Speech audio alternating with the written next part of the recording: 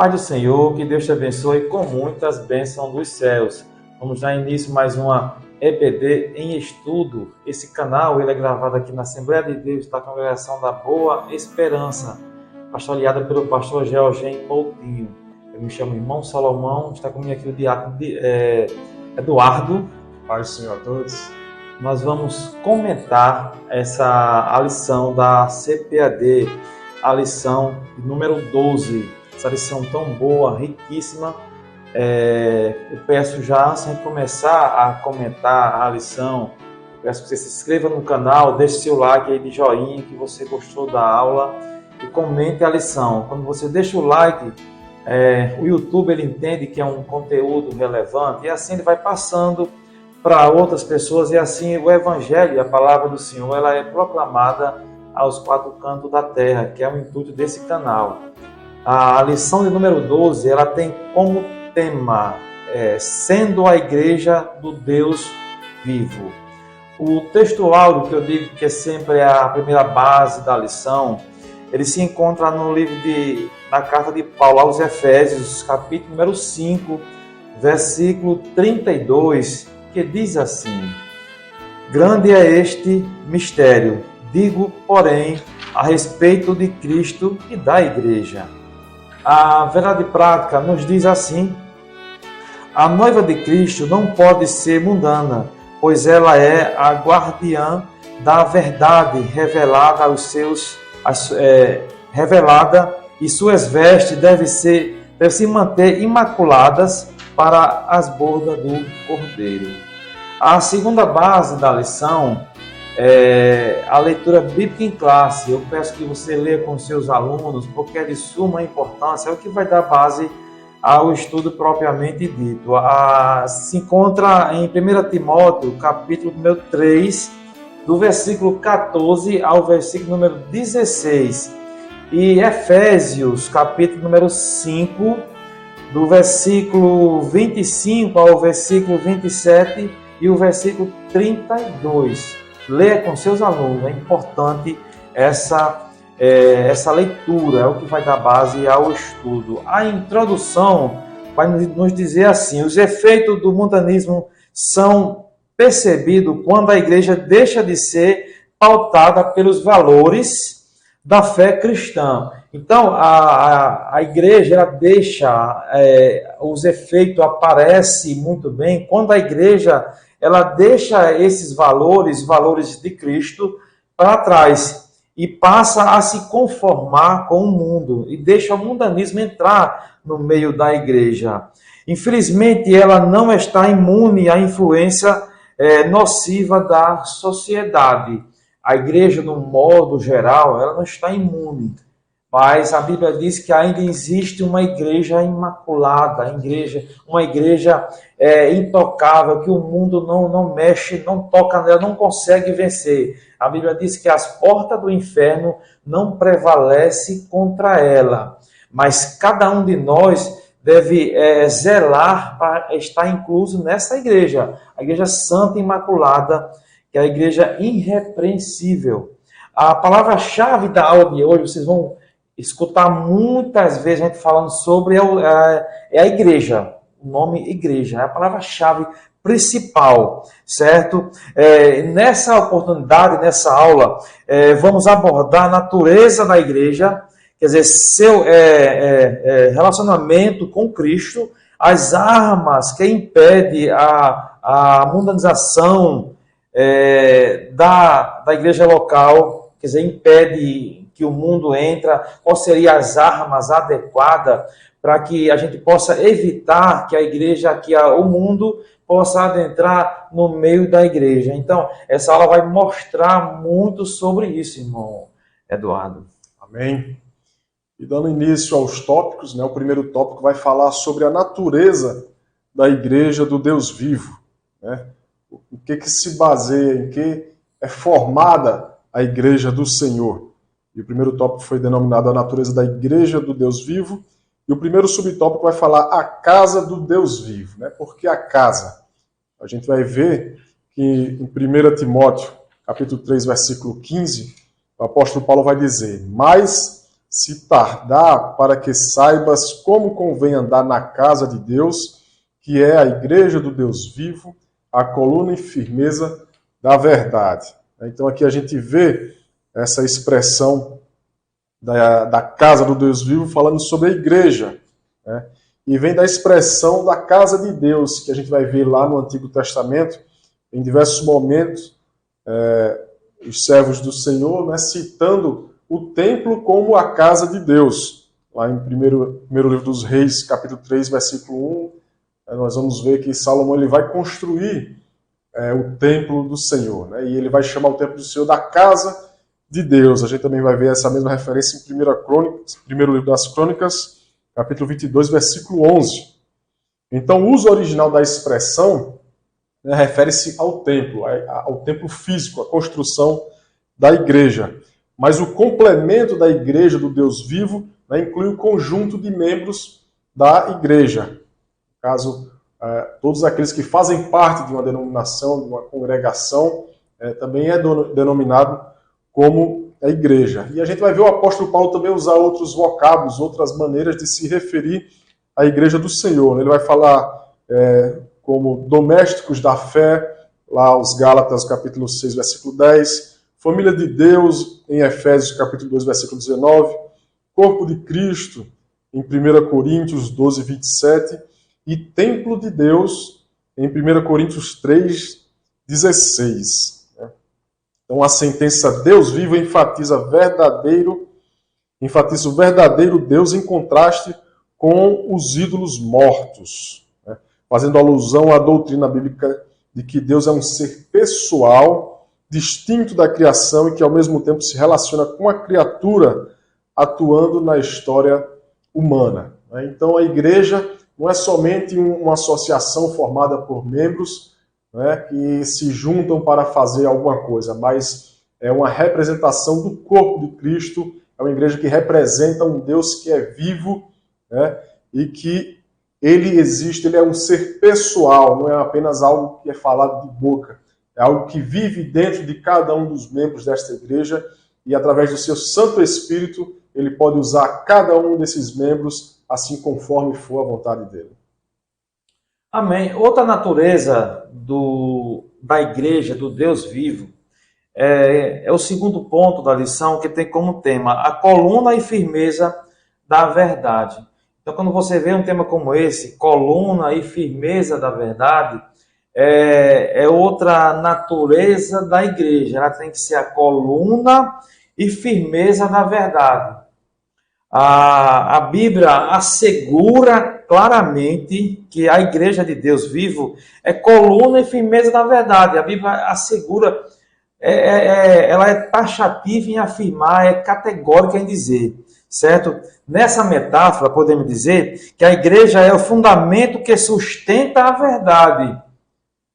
Mas um detalhe que possamos diferenciar, que a igreja ela não está acima da palavra de Deus. Só lembrar sobre isso, porque tem algumas igrejas que colocam ela como acima de Deus. A igreja é responsável por salvar, a igreja é responsável por conduzir as pessoas a Deus. Não, não é isso.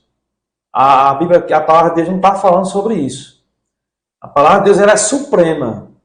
A igreja é subordinada à palavra de Deus. Ela é subordinada a Deus. Certo? Então, a coluna e firmeza da verdade, porque ela prega a verdade, ela ensina a verdade. Quando se refere a coluna, é o que sustenta. Não pode haver uma coluna rachada, não pode haver uma coluna com fissuras. Não, ela é autêntica, ela é firme. Ela não cede nem para a direita, nem para a esquerda. Certo? Então, a igreja é o fundamento que sustenta a verdade. Ou seja, significa que foi instituída como guardiã da verdade por Deus, pelo Deus revelado. Nessa verdade, o Evangelho de Cristo, as boas novas de salvação e suas imutáveis doutrinas. Então, Cristo é a verdade. Cristo é a verdade. É a palavra da verdade. João diz, e o verbo se fez carne e habitou entre nós. Ele é a própria verdade, ele é a palavra da verdade. Então, a igreja tem que estar fundamentada na palavra de Deus. Portanto, é responsabilidade da igreja propagar, testemunhar e defender a verdade do Evangelho de Cristo. Não é outro Evangelho. Não é aquele que anda de dois em dois aí de camisa branca, de roupa branca, calça preta, que trouxe um outro Evangelho, não. Não é o que foi revelado agora atualmente, nem é o que foi inventado por homens nenhum, não. É o Evangelho de Cristo, de libertação, de salvação. Então, isso é coluna e firmeza da verdade. Desse modo, no zelo pela verdade, os líderes da igreja devem ser irrepreensíveis e capazes de repudiar os falsos mestres e suas heresias. Então, os líderes da igreja têm essa obrigação, tem que ter uma vida irrepreensível e tem que ser capaz de repudiar todo falso mestre, todo falso ensino, todas as heresias que aparecem no meio da igreja. Se a verdade do evangelho for corrompida, então a igreja deixa de ser sal da terra e luz do mundo. Isso é uma verdade absoluta. Se a igreja deixa de ser a verdade, de pregar o evangelho, ela deixa de ser sal, certo? E luz do mundo. Ela passa a ser anátema, maldição. Não é a igreja da verdade, não é a coluna da verdade. Irmão Eduardo. Amém. E finalizando esse primeiro tópico, né, sobre a natureza da igreja, nós vamos falar também sobre o mistério da piedade. O que é piedade? Piedade vem do latim, da palavra pius, que significa bondoso, devoto ou cumpridor de deveres. Então, é o mistério daquele que é bondoso, daquele que cumpre os deveres. E nós, como cristãos, nós recebemos um chamado através do nosso Senhor e Salvador Jesus Cristo. Ide por todo o mundo e pregar o evangelho a toda criatura. Esse é o chamado de todo cristão. Pregar esse evangelho, as boas novas de salvação. Pregar que Jesus Cristo morreu na cruz para a remissão dos nossos pecados. Todos pecaram e destituídos estavam da glória de Deus. E Jesus Cristo, sendo o Filho de Deus, era o único sacrifício que poderia salvar a mim e a você. E assim ele se sacrificou na cruz em favor de cada um de nós para a remissão dos nossos pecados. E o amor ao próximo é algo que o Senhor também nos ensinou. Ele nos ensinou que todos os mandamentos, todos os 613 preceitos bíblicos estão abaixo de 2 mandamentos, que é amar a Deus acima de todas as coisas e amar ao nosso próximo como a nós mesmos. Então esse é o mistério da piedade, o mistério da devoção, do cumprimento de dever daquelas ordenanças que o Senhor Jesus Cristo deixou para cada um de nós. Então Jesus Cristo ele é a personificação, a verdade do Evangelho é personificada em Cristo. Lá em João capítulo 14, versículo 6, Jesus vai dizer: eu sou o caminho e a verdade e a vida, e ninguém vem ao Pai senão por mim. Nosso irmão Salomão falou bem aqui sobre a firmeza da verdade. E é essa verdade que nós acreditamos, a verdade que está na Bíblia Sagrada.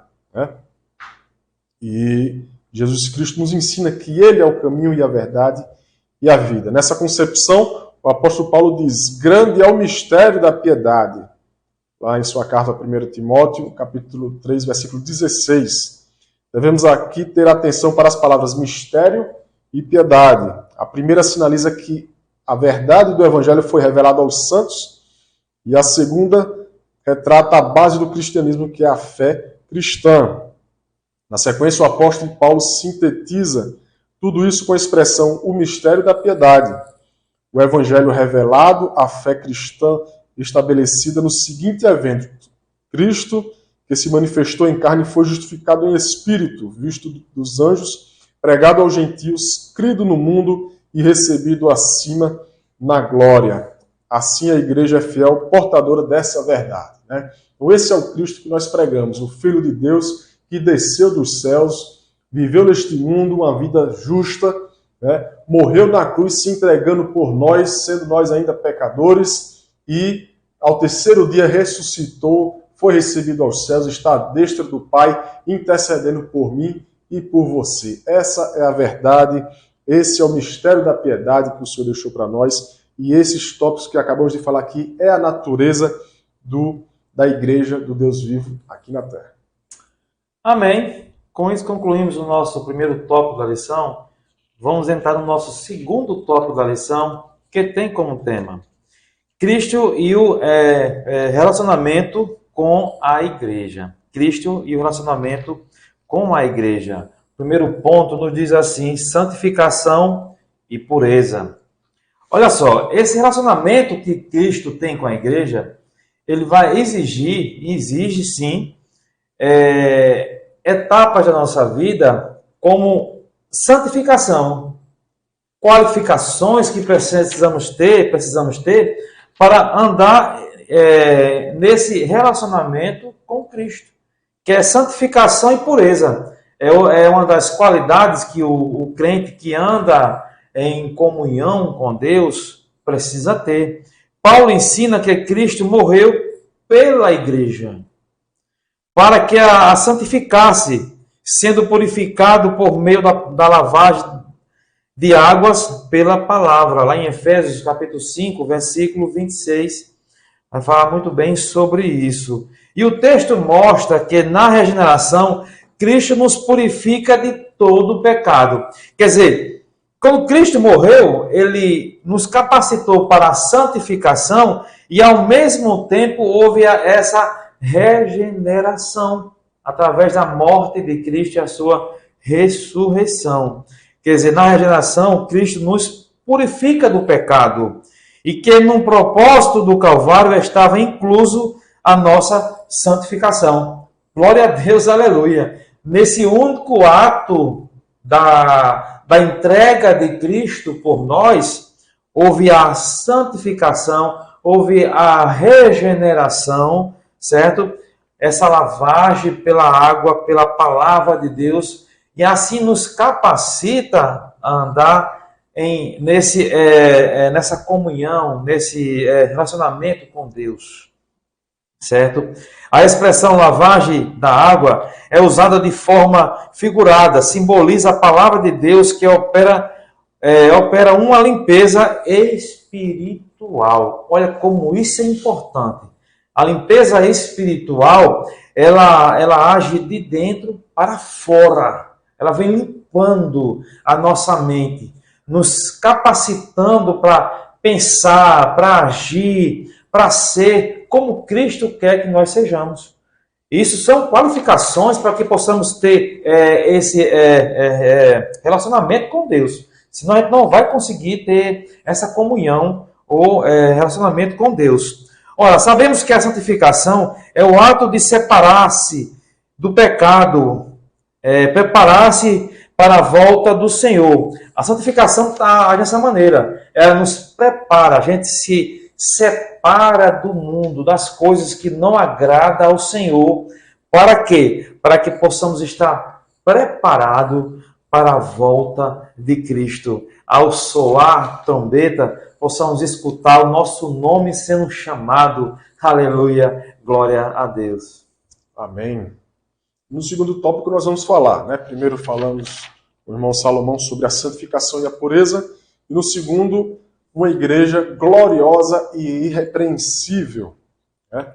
O irmão Salomão falou muito bem aqui sobre a santificação e o que o Senhor espera encontrar aqui na terra é uma igreja gloriosa e irrepreensível. A gente vai ver aqui no versículo, a carta do apóstolo Paulo aos Efésios, capítulo 5, versículo 27, né? Para apresentar a si mesmo igreja gloriosa, sem mácula, nem ruga, nem coisa semelhante, mas santa e irrepreensível. E aí a gente vai ver, né, em suas cartas, o apóstolo Paulo comparando a relação de Cristo com a igreja, com a do marido com a sua esposa, né? Assim a igreja é a noiva de Cristo que se prepara para a festa nupcial. Lá em Apocalipse capítulo 21, versículo 2 e 9, nós vamos ver Jesus Cristo também vindo, né, para receber a sua noiva, comparando a igreja com a noiva. Durante essa espera por meio do Espírito Santo, Cristo a santifica para apresentá-la a si mesmo totalmente pura. Se fosse depender de cada um de nós jamais alcançaríamos, a remissão dos nossos pecados. A lavagem, como o irmão Salomão falou aqui, é que se dá somente pela palavra, pelo Espírito Santo, trabalhando na vida de cada um de nós. E quando Jesus Cristo subiu aos céus, falou, não vou deixá-lo só, mas deixarei o Consolador convosco. O Espírito Santo ficou, Jesus Cristo subiu, o Espírito Santo desceu sobre toda a carne aqui na terra. A ausência de mácula e de ruga significa sem mancha alguma de ordem moral ou espiritual. Vestida nesse grau de pureza, somente a Igreja Santa e Imaculada terá acesso à ceia das bodas do Cordeiro. Apocalipse 19, versículos 7 ao 9. Acerca disso, Cristo advertiu não ser possível entrar nas bodas sem a devida veste nupcial. A gente vai ver naquela parábola das bodas, em Mateus capítulo 22, do 11 ao 13, onde somente entra na festa aqueles que estão com as vestes nupciais, ou seja, aqueles que foram revestidos verdadeiramente pelo novo eu, pelo novo homem, através da remissão dos seus pecados, através do arrependimento, e o auxílio do Espírito Santo, que convence o homem do pecado, da justiça e do juízo. Então precisamos verdadeiramente nos arrepender, reconhecer que somos pecadores, para que o Espírito Santo possa agir em nossas vidas, possa trabalhar a santificação, o processo de santificação na vida de cada um de nós, para que um dia nós possamos estar nas bodas do Cordeiro, vestindo as vestes nupciais. Amém. Com isso vamos entrar no nosso terceiro tópico da lição, que só tem 2 subtópicos. Tem como tema as armas da Igreja do Deus vivo. Esse terceiro tópico vai falar sobre que as armas. São muitas armas, mas ele destacou aqui, que é o primeiro ponto, o zelo pela verdade. É a primeira arma, é uma das armas fundamentais que a igreja deve tomar, ela, que é a palavra do Senhor. E a Bíblia, ela é a única verdade absoluta. Não existe outra verdade. Nós sabemos que nos dias de hoje, as pessoas querem modificar a palavra do Senhor, querem alterar alguns versículos, ou até mesmo toda ela, colocar o seu bel prazer. Mas nós sabemos que a palavra do Senhor, ela é a verdade absoluta. E não pode ser mudada, não pode ser alterada, não pode ser atualizada de maneira nenhuma, porque ela foi inspirada pelo Espírito Santo de Deus. Ou seja, o Evangelho de Cristo é a única verdade, é a única verdade. A igreja é a fiel, a igreja ela é responsável. Ela foi que recebeu esse depósito, essa obrigação de pregar essa verdade de Deus. Foi a igreja. Lá em 1 Timóteo, capítulo 3, o versículo número 15, diz assim: Mas se tarda, para que saibais como convém andar na casa de Deus, que é a igreja do Deus vivo, a coluna e firmeza da verdade. Então, a coluna e firmeza da verdade. A gente já tocou muitas vezes usando muito esse versículo, porque ele é muito, é o certo, é o que está vivo nessa mensagem de hoje. É a coluna e firmeza da verdade, certo? Então, para ilustrar essa responsabilidade que vem da igreja, levemos em conta o uso que Jesus fez de símbolo que remontam à responsabilidade espiritual, quer dizer, os 2 servos, os talentos, está lá em Mateus 25, do 14 ao 30, o servo vigilante, o mordomo fiel e as 10 minas. Quer dizer, todas essas parábolas trazem a imagem da responsabilidade que cada servo deve ter enquanto espera o Senhor da igreja voltar. De pregar, de manter a verdade, de andar com fidelidade, de pregar a palavra do Senhor. Isso é zelo pela verdade. A igreja ela é responsável. E cada um de nós que fazemos parte dessa noiva, a noiva que Cristo vem buscar, temos essa obrigação, né, irmão Eduardo, de pregar essa palavra, essa verdade de Deus. Amém. E o segundo subtópico também, dando continuidade às armas da Igreja do Deus Vivo, né, falamos do zelo pela verdade, e o segundo subtópico, o ensino da verdade. Né? Então Deus constituiu líderes para o aperfeiçoamento e edificação da igreja. Então, lá na carta aos Efésios, capítulo 4, 11 e 12, o apóstolo Paulo vai falar, né, que Deus constituiu uns para diáconos, outros para presbíteros, né, e vai dizer que o Senhor deu dons a esses ministros, a esses trabalhadores do Evangelho do Senhor Jesus Cristo. Né, e vai dizer no versículo 12 que é para o aperfeiçoamento dos santos. Então, é importante que todo cristão ele busque crescer na graça, no conhecimento, e não ficar somente de ouvir, né, as pregações, ouvir tudo aquilo que é dito, mas estudar a palavra de Deus, para que ele possa compreender o verdadeiro sentido da palavra, e assim ele possa também ensinar a outras pessoas, ensinar a verdade. Né? Então, isso refere-se à capacidade de compreender as Escrituras, defender a ortodoxia, né, a fé reta, a fé que é direita, de acordo com a palavra de Deus, isso é ortodoxia, e refutar as heresias. O apóstolo Paulo falou isso em Tito, no capítulo 1, versículo 9.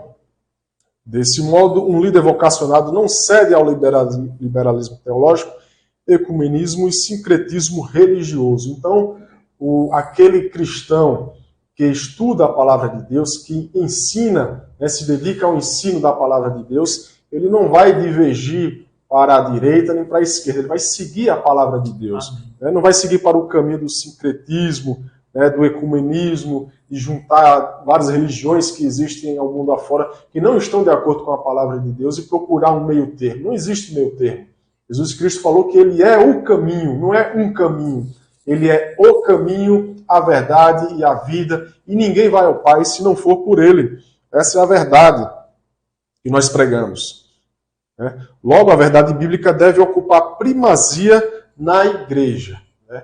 Então, não devemos fugir da palavra de Deus. O pregador, quando vai pregar a palavra de Deus numa determinada igreja, ele deve seguir a palavra de Deus e não falar aquilo que ele acha ou aquilo que ele pensa. Se não estiver de acordo com a palavra de Deus, é melhor não falar. Né? Não devemos fugir dessa verdade, abrir caminho para meio termo, para dúvidas no coração das pessoas. Não, a gente tem que falar segundo o que a palavra de Deus nos ensina a falarmos.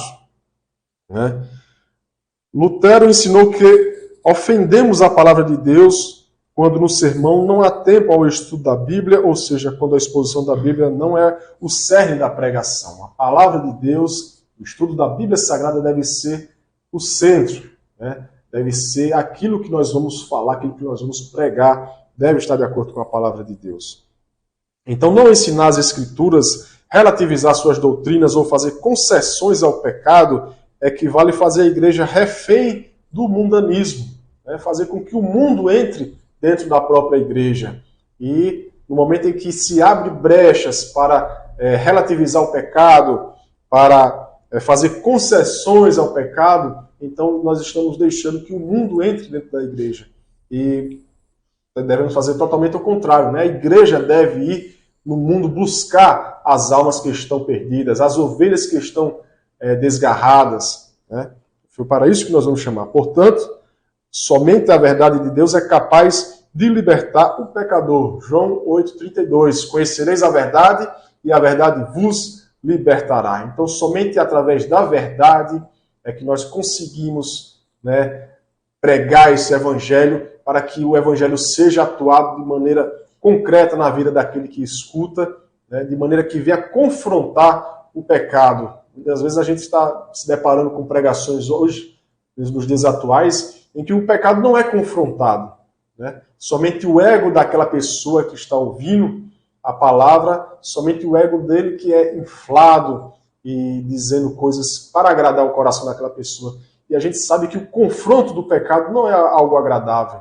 É algo que você tem ali no seu coração, que você tem que mudar para estar de acordo com a palavra de Deus, mas as pessoas muitas vezes não querem confrontar esse pecado para que não seja, muitas vezes, taxado de uma pessoa chata, uma pessoa que não é agradável, né? Mas o cristão, como já foi falado aqui, né, que foi citado aqui, nós somos chamados para ser sal da terra, para dar sabor a esta terra, né, para fazer a diferença e não deixar uma comida insossa, né, uma comida sem sal. Então, o pecado ele deve ser, sim, confrontado, e esse pecado é confrontado através da palavra de Deus, que é a verdade. Amém. A conclusão da lição, você vai ver que é um pequeno lembrete do que a gente já viu. É um reforço para que você possa guardar na sua mente. Os dias são maus, são difíceis. A gente não espera daqui para frente as coisas que andem conforme a nossa vontade, não. Diante de todos os ataques de desconstrução da fé, a igreja do Deus vivo precisa ser vigilante, precisa estar pronta para lutar contra todas as artimanhas do diabo. Ela é a guardiã da única verdade que liberta. Verdade que liberta. Você pode dizer, então há algumas verdades aí, algumas verdades que não liberta. Ela escraviza. Mas a verdade que liberta, ela foi entregue para a igreja, para que a gente possa pregar o evangelho. A mensagem da cruz não pode ser alterada, ressignificada, outra tradução, outra coisa. Não, de maneira nenhuma. Não pode de maneira nenhuma mesmo. Cristo morreu e ressuscitou por amor à igreja e requer que ela seja santa, pura, irrepreensível. Foi isso que a gente viu na lição de hoje, na aula de hoje. Cristo quer cada um de nós dessa maneira, certo? Irrepreensível. Portanto, a noiva de Cristo não pode macular suas vestes. Seu papel abarca o ensino e a defesa com todo o zelo da integridade, da verdade revelada através de Cristo Jesus para nós, para que a gente possa divulgar, né, irmão Eduardo, nos 4 cantos da terra, esse evangelho que purifica, que transforma, que leva o homem para o céu. É isso o intuito, né, irmão Eduardo, desse canal, de pregar a palavra do Senhor. Amém. Que Deus te abençoe com muitas bênçãos do céu e já te espero na próxima aula, se assim Deus permitir. Deus abençoe a todos. Amém.